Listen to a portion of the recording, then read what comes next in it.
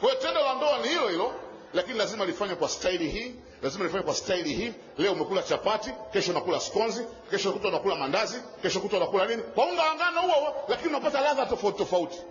Usifanye tendo la ndoa kwa kila siku kwa kutumia staili moja. Alafu katika sababu nyingine ya kitafiti ya variety ya tendo la ndoa la staili, kuna staili ambazo kama utakuwa umeizoea hiyo moja tu, unaweza ukakosa aina ya watoto. Kuna aina ya watoto ambao baadhi ya staili sio rahisi kupata. Kwa mfano mtoto wa kiume. Nimekutana na wanandoa wengi, analalamika anatafuta mtoto wa kiume, kila akipata mimba mtoto wa kike, kila akipata mimba mtoto wa kike. Alafu anasema mimi nimelogwa, mapenzi ya Mungu ama nini. Lakini moja ya fakta inayochangia kupata watoto wa kike tu bila watoto wa kiume wakati mwingine ni staili, aina ya staili. Moja ya staili ambayo inasababisha mwanamke asipate watoto wa kiume kiurahisi ni staili ya kifo cha mende. Kweli kabisa. Sisemi kwamba hautapata, utapata, ila kwa nadra, ni kwa kubahatisha. Na kuna sababu za kitaalamu, kwa sababu wewe ukisema sio kweli, lete sababu. Mimi nakupa sababu kama mtaalamu. Ukifanya staili ya kifo cha mende, kwa sababu mwanaume anatoa X na Y, mwanamke anatoa XX. Kwa hiyo watoto wa kiume hawako kwa mwanamke, watoto wa kiume wako kwa mwanaume. Hata wale wanaume ambao huwa wanafukuza wake zao eti kwa sababu kila siku anamzalia tu wanawake yeye azaadi wanaume, ni wajinga tu, kwa sababu hawaelewi sayansi. Kwa sababu wanaume wote wavulana hawakai kwa mwanamke, wanakaa kwa mwanaume katika zile za X. Ni maiki yangu au nini? Okay. Kwa hiyo mwanaume anatoa Y ndio mtoto wa kiume, X mtoto wa kike. Kwa hiyo mwanaume akitoa yai la Y likienda likakutana na yai la X kwa mwanamke, ndio anapatikana mtoto wa kiume. Mwanaume akitoa yai la X likaenda likakutana na yai la X la mwanamke, anapatikana mtoto wa kike. Sasa kwa nini tunasema kifo cha mende ina nafasi chache ya kupata mtoto wa kiume? Unapofanya tendo la ndoa ukiwa kwenye kifo cha mende na seksi, mbegu zile zinapotoka, kwa mfano akitoa Y, kutoka pale mlangoni ambako mbegu itadondokea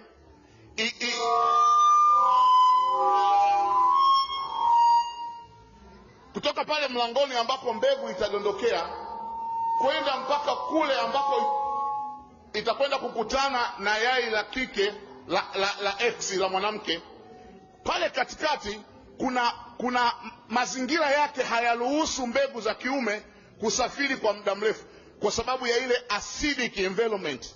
Kuna majimaji, kuna kemikali za asidi ambazo sio rafiki kwa mbegu ya Y. Kwa hiyo kwa sababu ile distance ya kusafiri hii mbegu ya Y kutoka hapa mpaka ije ifike kule inakokutana na yai la kike, haya mazingira ya acidic inaua hizi mbegu za Y.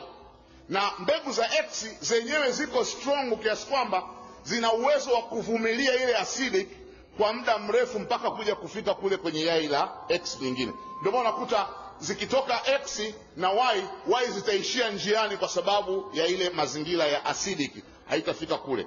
Na mara chache sana zinaweza zikasurvive ikafika, ndio unaona amepata mtoto wa kiume. Lakini hiyo ni staili ya kifo cha mende.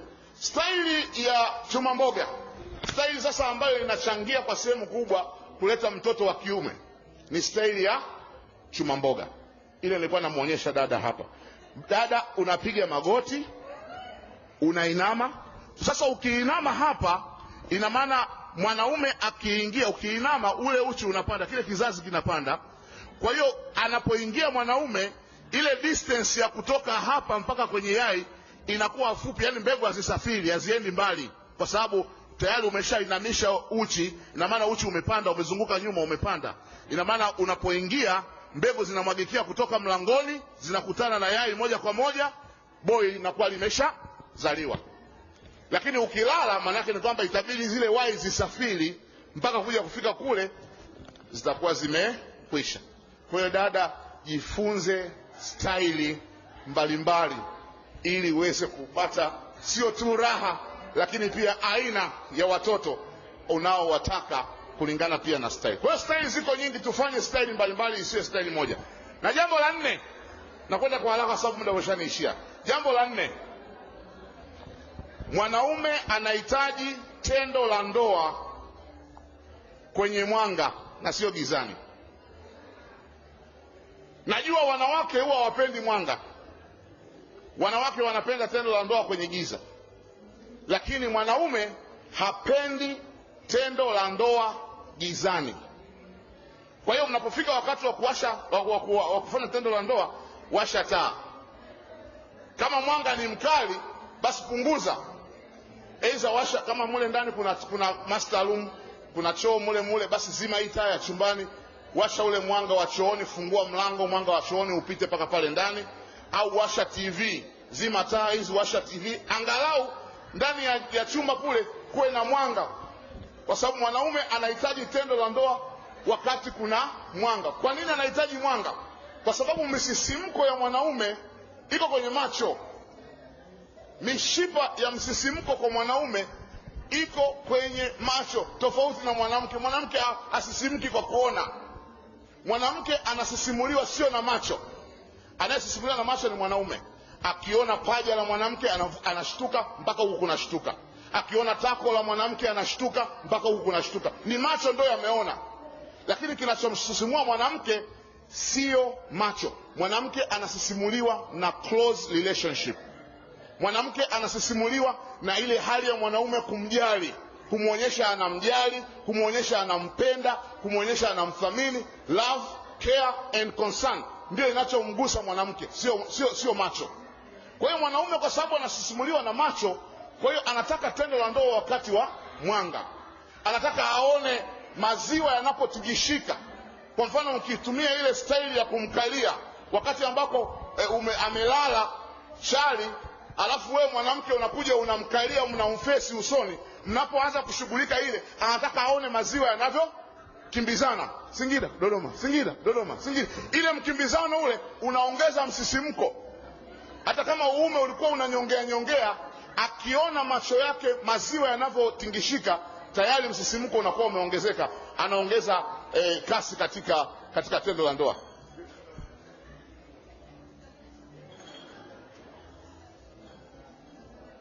Kwa hiyo hakikisha kwamba unafanya katika mwanga, aone maziwa, aone matako yanavyotingishika, kwa sababu hayo yote ndio yanamfanya aweze kufanya nini?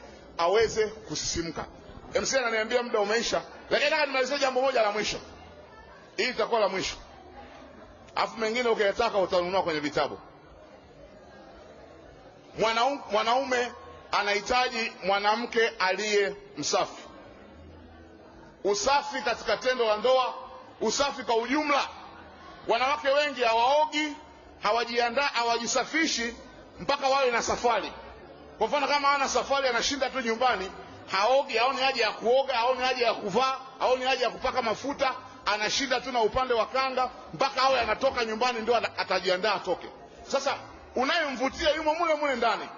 Mumeo kila akikuangalia anaona nywele ziko huku, anaona upande wa kanga, anaona jinsi ambavyo ni mchafu, umeshinda na upande umejaa vitunguu, mara unga, mara nini. Anapoenda kazini kila anayemuona yuko smart. Akirudi nyumbani mkewe ameshinda katika hali ya uchafu. Kwa hiyo jifunze kuwa msafi. Uwe unaoga, uwe unapiga mswaki mara kwa mara, sio mara moja tu kwa siku. Mara kwa mara, kwa sababu mdomo wakati kama upigwe mswaki mara kwa mara unatoa harufu. Na hiyo ina uwezo mkubwa wa kuaffect tendo la ndoa. Mume anafanya tendo la ndoa, lakini akikusogelea mdomoni hawezi kukupa kisi. Akikusogelea mdomoni hawezi kukupa denda. Akikusogelea mdomoni anasikia harufu kama ya choo inatoka mdomoni. Hata ile tendo la ndoa linapoteza ile maana yake. Kwa hiyo sugua mswaki, jisafishe vizuri. Lakini pia safisha kwenye uchi. Ninyi wanawake mazingira yenu ya kwenye uchi ni tofauti na sisi wanaume.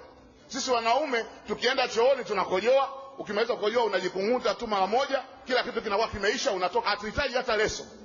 Lakini ninyi kila mkikojoa lazima mjisafishe.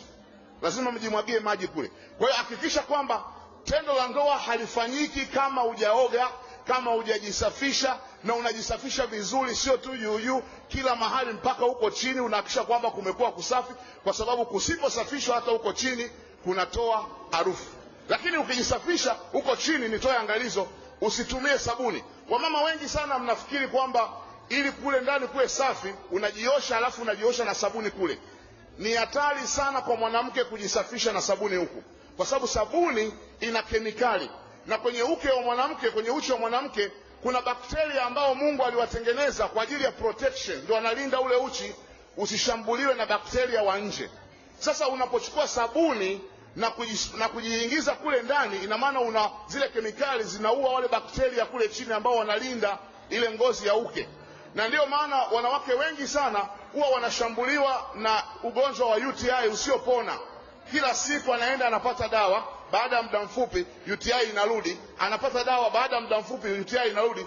Kwa nini? Kumbe ni kwa sababu unapoingiza sabuni kule inaua wale walinzi kule ndani, na uchi unakuwa huko exposed kwa wale bakteria wa nje kuweza kuja na kuweza kushambulia. Na pia unapojisafisha usijiingize vidole kabisa kule ndani.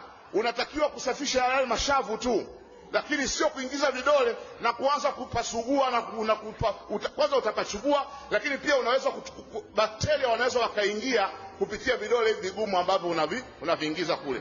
Kwa hiyo unatakiwa usafishe na maji tu bila sabuni, lakini pia usafishe bila kupasugua na kuingiza mavidole mpaka kule ndani, kwa sababu kwa kufanya hivyo unaweza ukaleta bakteria. Dada, nakuhusia mara mwisho, nenda kafanye tendo la ndoa zuri. Ukifanya tendo la ndoa zuri utamfanya mwanaume asitoke kwenda kwenye mchepuko wowote, maana kila anachokihitaji kipo humo ndani. Na sio kwa dada tu, na sisi hapa pia tufanye tendo la ndoa zuri ili tuweze kulinda ndoa zetu. Usisahau kusubscribe, like na comment.